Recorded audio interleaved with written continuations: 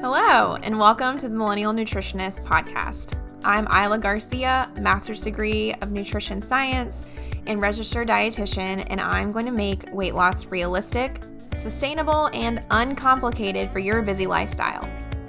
On this podcast, me and my team of registered dietitians will decipher the latest nutrition research, dissect fad diets, and discuss social media trends for you so you can feel confident knowing what to eat to achieve your health goals. Research suggests that most weight loss programs aren't successful, but my experience has taught me that this is not because the participants aren't committed. It's because those diets are designed by non-nutrition professionals and center around severe restrictions. We are here to provide the facts about the science of weight loss so you can have the success you want and continue living your best life. Hello. To go along with Habits Month, I want to talk to you about some habits that you shouldn't be adding to your healthy lifestyle. Coach Hannah is joining me for this episode to review 7 different health technologies and supplements that we've been hearing about lately, and we're going to tell you if we'd recommend them for you or not. I think this episode is valuable for you to listen to because I know that maintaining a healthy lifestyle isn't $0, but companies make it seem like it is almost inaccessible unless you can afford a sauna, cold plunge, and a personal IV supplementer. We're going to let you know if you should or shouldn't be investing in these treatments or products and let you know some alternatives for the products that we think might be more effective and affordable. Welcome back, Hannah. How are you doing? Any client successes that we can talk about? Hey, it's been a while. Yeah, I just had several clients finish. And I think the one that really comes to mind that I'm super proud of, she joined the program a few months prior to her wedding. And her goal was to lose, I think, like 6-7 pounds before her wedding. And she ended the program, I think, losing like 6.5 pounds. And she had her wedding last week. So very excited for her. Oh, exciting. Did she say anything about like how she felt differently? Did she like feel like she was more confident, anything like that? I think she's on her honeymoon right now, so I haven't Oh, heard after our last session, but I hope she like reaches out to me and lets me know how she felt because I know she wanted to be like really confident in her dress and like on her like tropical vacation. exciting. And any new foods or wellness things that people can be inspired by what you're doing? Yes, I brought a prop. I Love don't it. usually have props. There's a glare. I'm Okay. on Olipop kick right now, which have you heard of that one? It's I don't know, it like reminds me, it has like kombucha vibes, but more of like soda style. Mhm. I think it's delicious. It's like a low key like soda. I think there's only like 3 grams of sugar, which makes me feel good. And they have like a strawberry cream flavor and like an orange cream flavor. And I'm just a really big fan right now. Yeah, I've heard a lot of people say stuff about them. The only thing I was wondering is like, do you feel any like effects with your digestion? Because I think there's like fiber in it, and I've never had a drink with like fiber. No, it does say that there's plant fiber, which I find really weird because I'm like, I feel like it would be chewy. Oh I'm like, yeah. like I don't dietary fiber, 9 grams. Yeah, no, I haven't noticed any differences in anything. I just think it tastes good.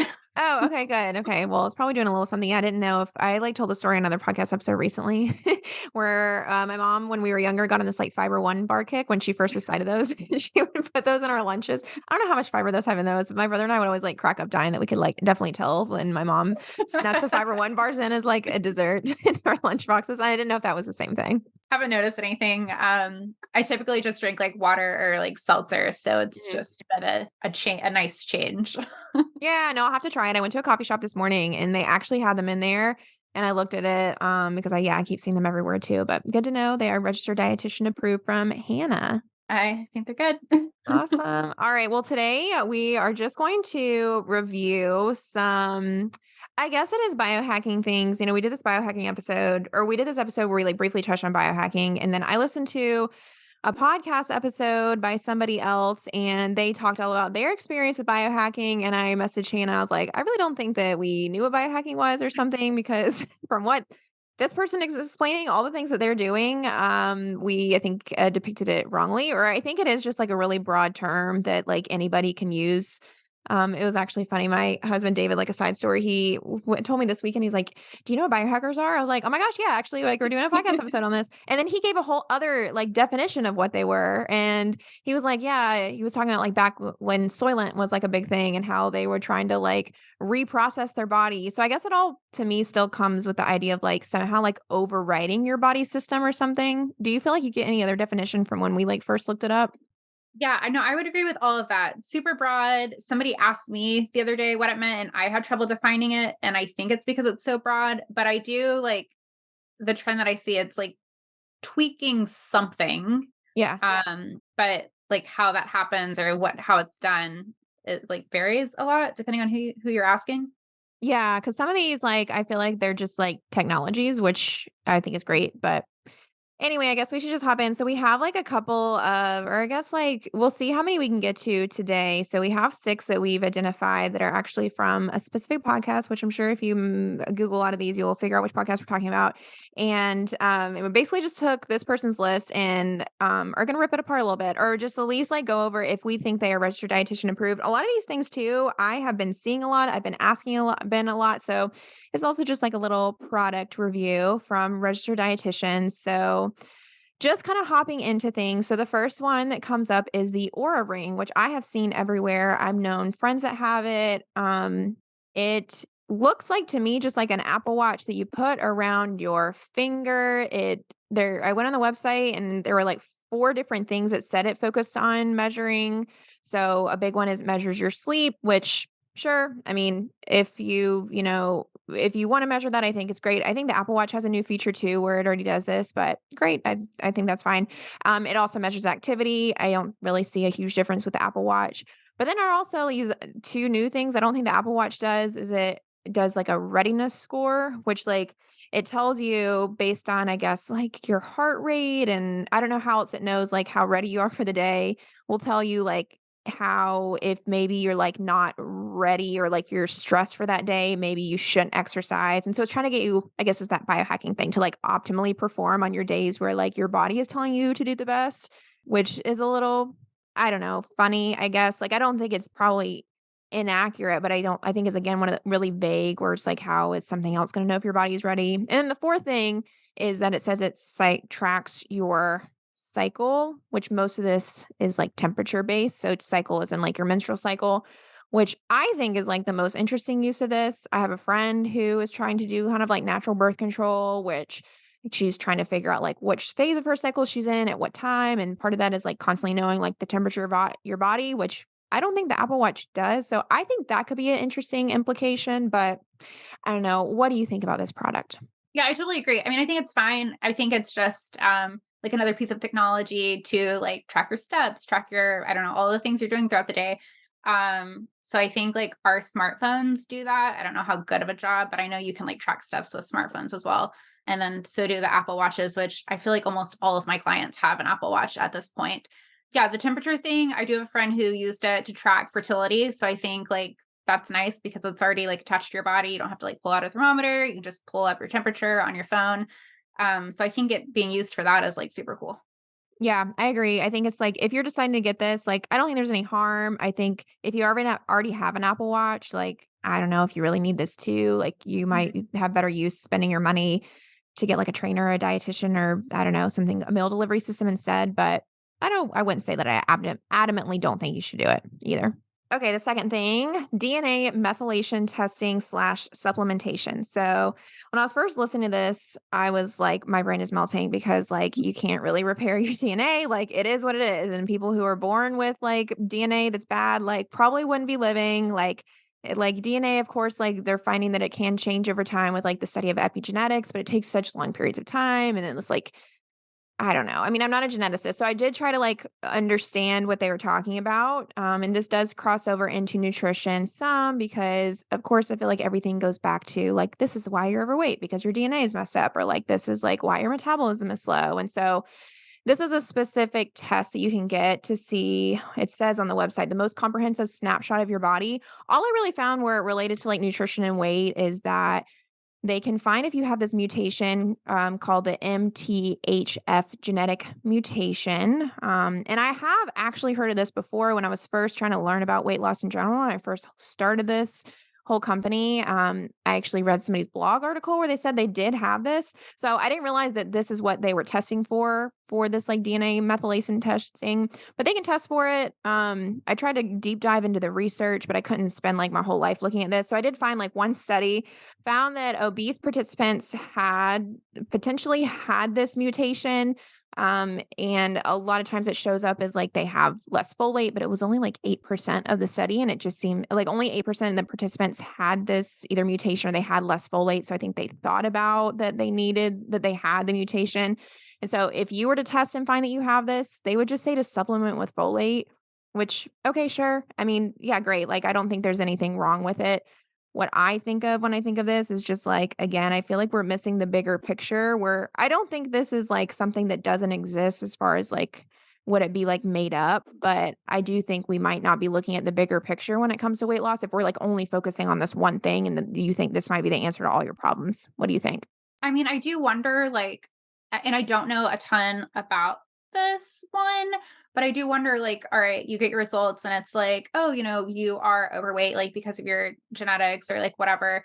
If you get that versus if you don't get that, what you have to do from there, it sounds like, unless you're doing a folate supplement, it's probably going to be the same. I mean, maybe a blood lipid panel to see like what's going on, but then after that, it would be like with diet and exercise.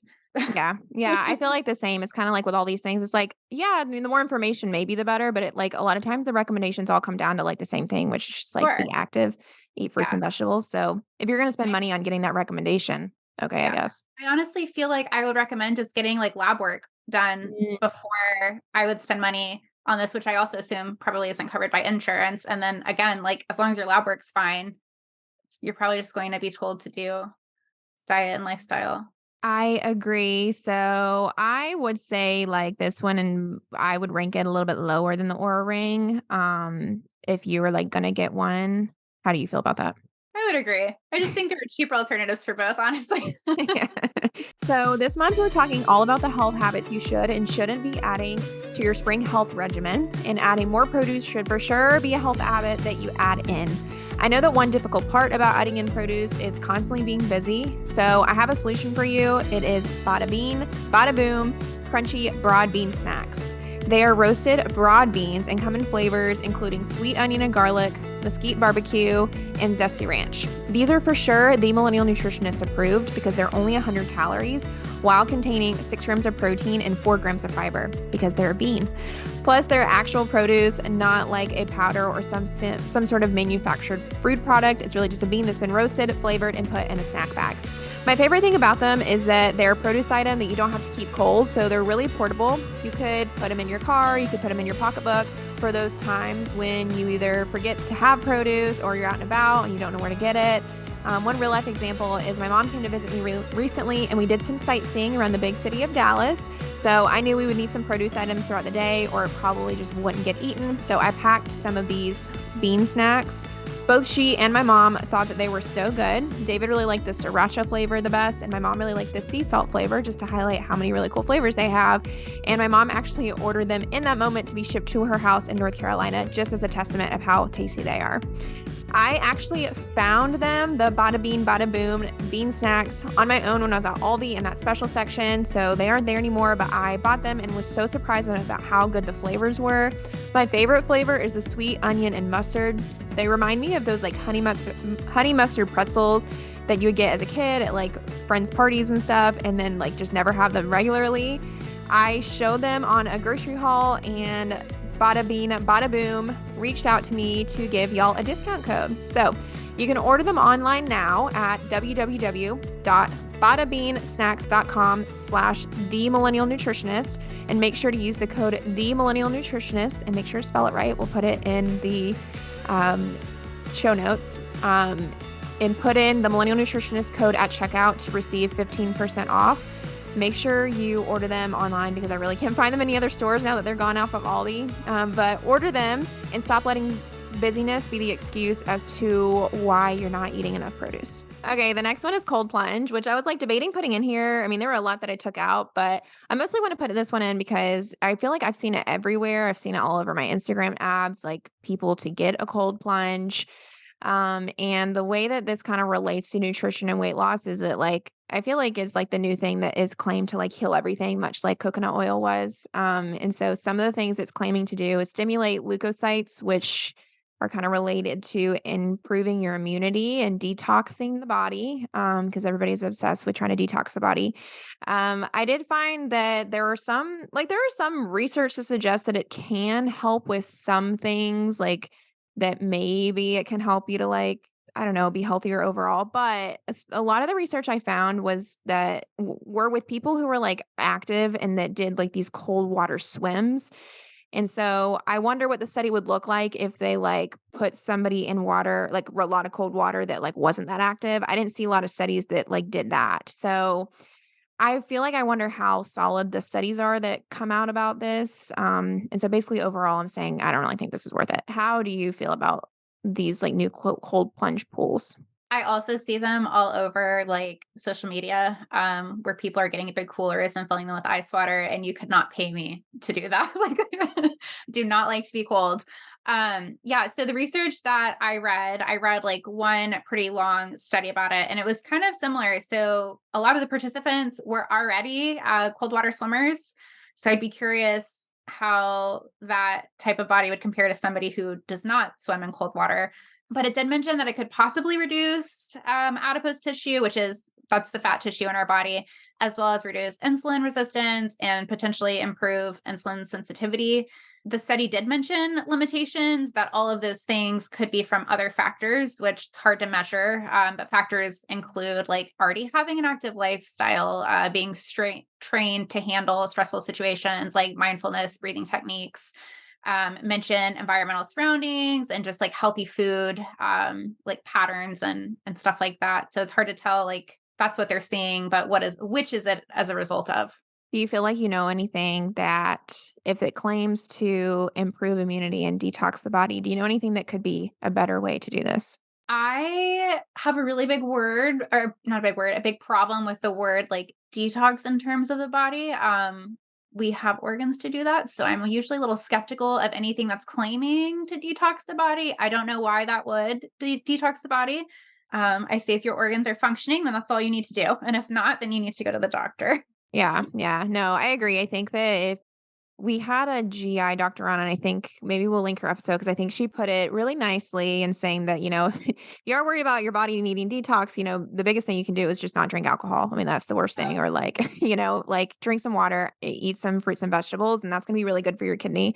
And at least just worry about not damaging the kidney. But this idea of detoxing it, yeah, for sure. And as far as like strengthening immunity, I think that maybe is like a different branch of health compared to us, but I think a lot of things go back to eating more fruits and vegetables. So I feel like my opinion on this again is if you're going to spend the money to get a cold plunge pool, I would for sure make sure you are like eating enough fruits and vegetables, like decreasing stress on your own first instead of like doing this. How do you feel about that? Yeah, I think people are always looking for the next like trendy thing. But I mean, if you are talking in terms of like strengthening the immune system, I mean, you can just eat like a well rounded diet with lots of fruits and veggies, and that's going to be more enjoyable than sitting in a really cold pool of water.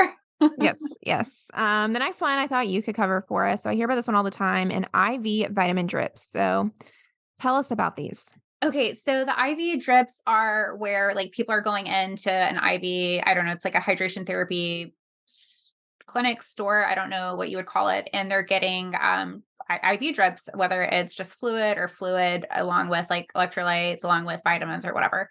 They're typically not covered by insurance. And so again, I feel like it's another trendy, super expensive thing. People are doing it for like needing well, they're claiming for like weight loss, they're claiming to cure hangover symptoms, they're claiming to treat like nutrient deficiencies and stuff like that. I have some concerns because I feel like I like getting an IV, like I feel like it's kind of invasive. Like you like are increasing risk for infection by putting something into your body like that. And I just don't feel like that risk outweighs the benefit. And all of the things that these places are claiming to help, like as far as like hydration, nutrients, whatever, like you can purchase all those things at the store for like $10. Like you can purchase a Gatorade, an inexpensive multivitamin, and at the end of the day, it's going to do exactly the same thing for less than $10. Gotcha. So it feels like you're saying that you do not recommend this. It's going to be a no for me. Grab a bottle Yeah. of water or Gatorade. It's going to be a no. Yeah, I agree. I agree. It's hard to believe in these things when we know how like your body actually absorbs vitamins and how you don't need these. I would have clients, patients in the hospital who were like severely like alcoholics and they would need something like this because they were like on the verge of like death of needing Sure. a banana bag and stuff like that. But I don't feel like the normal population is like that. And then if you are, like maybe we should be looking at other things besides just like your vitamin and mineral intake. As far as faster weight loss is another claim it says, like, I don't see how it can help with this. And treating nutrient deficiencies, I don't know how it would do this on a consistent level. The people that I know that have nutrient deficiencies, normally they have to get a shot a couple of times and you get your lab redrawn and then you see what you do from there and then you treat the underlying condition. I don't think somebody would just recommend to get the IV vitamin drip for it. Is that right? Like, do you feel like that's right? Yeah, and there's not going to be a continuation of care like at one of these clinics because it's not a medical office. Yeah. It's not a medical office at all. You're not going to have a provider that's checking your labs, that's doing all of these things. So I think like for the type of people that are going to these types of places, like those types of people can get all their nutrients just by eating and drinking like the appropriate things. The type of people that need extra support like this, those people are like either in the hospital or they're being followed by a provider. Yeah, that's a really good point. If somebody is like really worried about their vitamin intake, what do you recommend instead of I this? think the average person, just making sure you're eating a variety of nutrients. And that means like don't eat like the same fruit every day or the same type of salad every day. Make sure you're like constantly like switching up the types of produce that you're eating. That way you get different types of nutrients from each of those different types of foods. Yes. Yes. That's why we can't just eat the same thing every day long or the same thing for every meal, or we can't just like eat our things out of a protein supplement for like 6 times a day. We have to have And you can variety. always like grab an inexpensive multivitamin if you really think that there is like a vitamin that you are lacking. And again, going back to a lab panel, you can easily get a lab panel. Maybe they tell you, oh, I'm iron deficiency. All right, you can totally go grab an iron supplement and then that be done with it. Yep. Yep.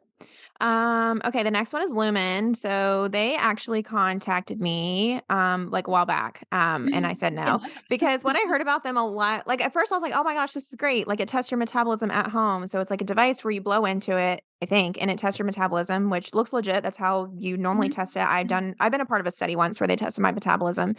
And honestly, because I want to see how the machine worked. And you like kind of walk on a treadmill, you wear this thing, it's like all this whole thing. And they are saying that they have created something at home for it, which I thought was an interesting application at first, but I've never actually recommended it because then from there I heard that they only really recommend it for people who are in healthy body weight, which I totally should like fact check again. But if that's the case, it's like, okay, well, I don't know if you're like a healthy body weight, why you should really be concerned with your metabolism all the time.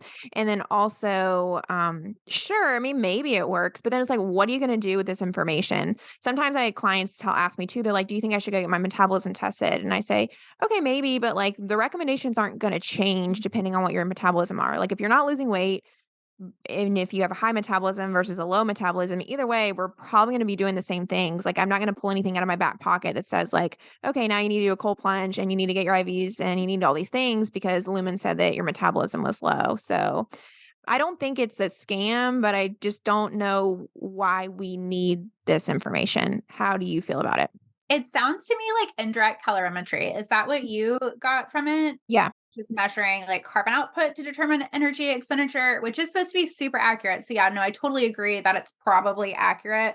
But going back to one of the other trendy things that we mentioned, at the end of the day, like, XYZ, like the recommendation is probably going to be the same. Yep. Yeah. One thing I forgot is that the only thing I think another big reason why I didn't want to work with them is that of course they have their own like system to help you lose weight or be healthier. So it does recommend that you like test your metabolism every day.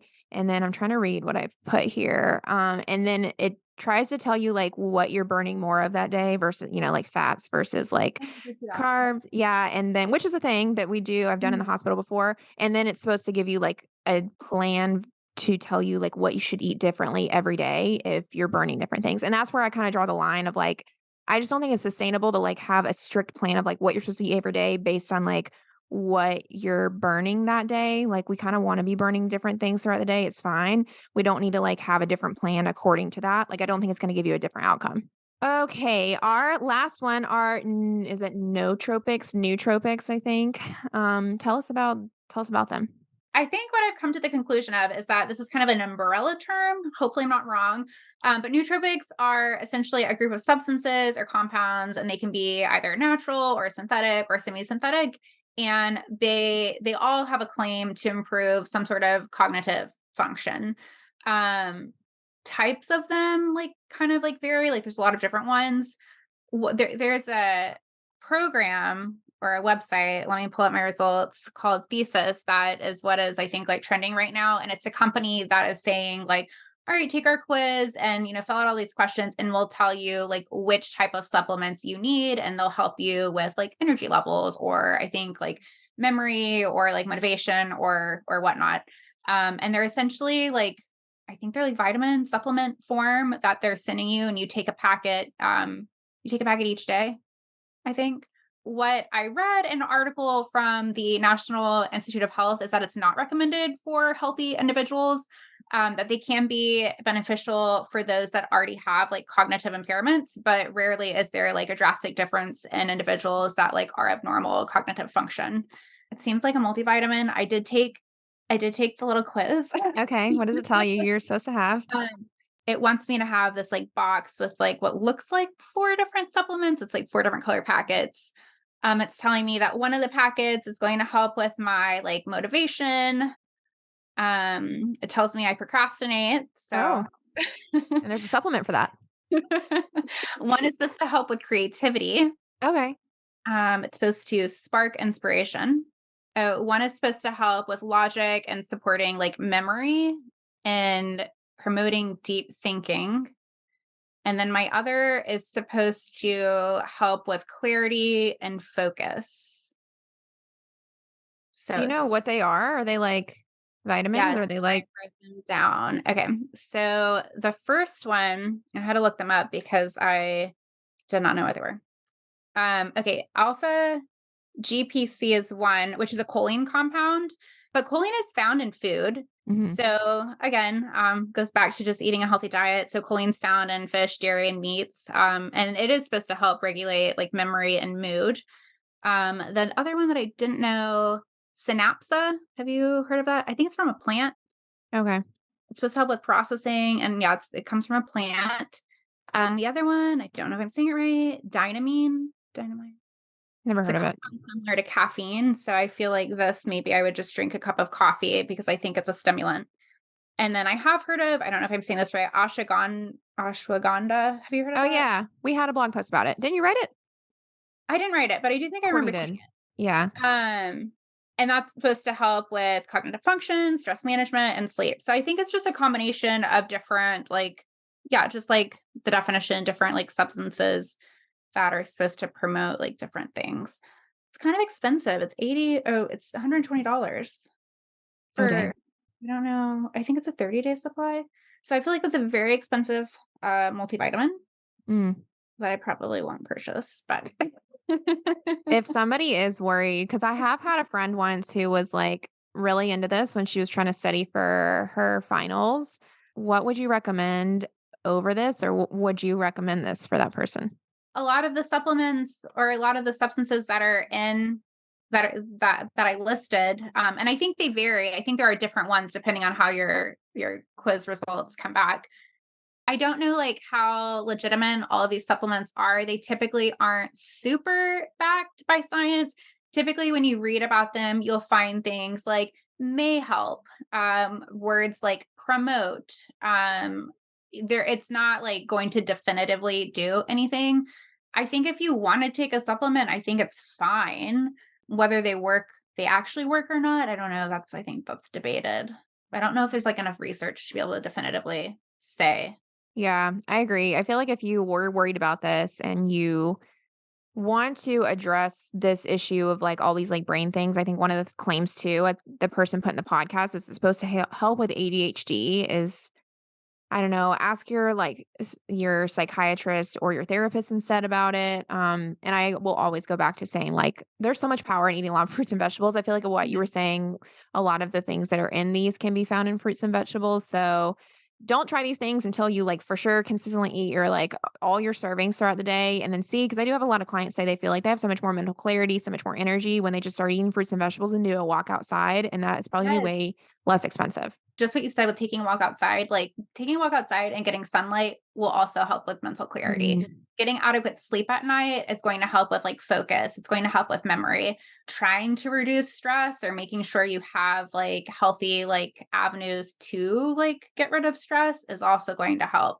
I feel like you could even take these, I could order this tomorrow and I could take all these supplements, but like if I'm never, going outside, if I'm never exercising, if I'm not eating well, if I'm sleeping 5 hours, I'm probably not going to see a lot of improvement. Yeah, and then I wanna make sure we covered the, coffee that was kind of under that because I feel like I have had questions recently about it, and I know you kinda hit on something with mushroom recently. I don't know if we were just talking outside the podcast or what, but I don't know if in the podcast that I listened to, they group this in, but it's, like, also somehow related to, like, the mushroom coffee. Is that right? Can you tell us about that? From the what I got from the nootropics is that it could be like an umbrella for just maybe anything that could improve cognitive function. And Mm. then mushroom coffee does have claims to help with well, I won't say all of them, but I know Four Sigmatic, which is a pretty popular like brand of the mushroom coffee, their website claims to help with memory, strengthen immune system, reduce stress, and there were like a few other things too. So I feel like it could fall under the nootropic category. I think I read an article from the Cleveland Clinic and they were basically just saying that kind of like with the supplements we talked about earlier, it's not harmful, but there's not like a ton of research backing it. There was like a study showing that like stress level and anxiety was lower in people that consume mushroom coffee, but then that could also be chalked up that mushroom coffee has less caffeine. And when you drink a lot of caffeine, people sometimes feel a little bit more anxious. So it's like, which is it? I don't know. I've had it before. I bought it because I thought it was trendy and I wanted to try it. But I mean, it's good, but it's very expensive. Oh, what does it taste like? It doesn't really taste like any. I mean, it Oh. tastes like kind of like coffee. I mean, it doesn't. I was skeptical, but it doesn't. It's not bad. Yeah, Not bad. somebody asked me about it recently. I was like, "I don't really know anything about it." I mean, my whole thing is typically, like, if you're wanting to get more produce in, like, eating it is probably gonna be much better. We can't treat it as a serving of produce, No, right? Or I is it would like no. okay, because No, is it no. ground? Yeah, it's like in powder form, and I think it is actually mixed with regular coffee as well. I don't know like the ratios. It is in powder form because when you add it to hot water, it completely dissolves. And well, maybe you're getting like a mushroom or like a half a mushroom. Like it's definitely not a serving of produce. Gotcha, okay, so if somebody's wanting to have this, like, if I were talking to a client, like, and they're like, "Does this do anything?" I say that it probably might help with, like, a little bit of liquid intake, but beyond that, like, I don't know what it's helping with. Is that what you're saying? Basically, and I think if you're wanting some of the like benefits like the anti-inflammation, antioxidants, those things are associated with mushrooms.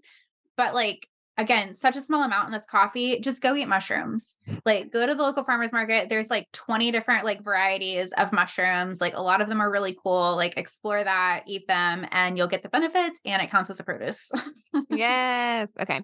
Awesome. Well, I think that was good. We got through a lot of them. If Mhm. anybody is ever wanting us to go through more, there's a new link ability on Spotify to enter a question. So let us know on there because we might start. I thought we could even start like reviewing some of these instead of the article because there's so many of these things that pop up all the time. But, make sure to rate and review us on iTunes and Spotify so we can bump up the charts and reach other people who need us. But thank you so much for joining us today, Hannah. Yeah, thank you for having me. Thank you so much for listening to the Millennial Nutritionist Podcast. For daily weight loss tips and nutrition information, you can find us on Instagram at the.millennial.nutritionist and on TikTok at millennial.nutritionist. If you find this information helpful, please subscribe to the podcast and share it with a friend who needs encouragement on their health journey. See you in the next episode.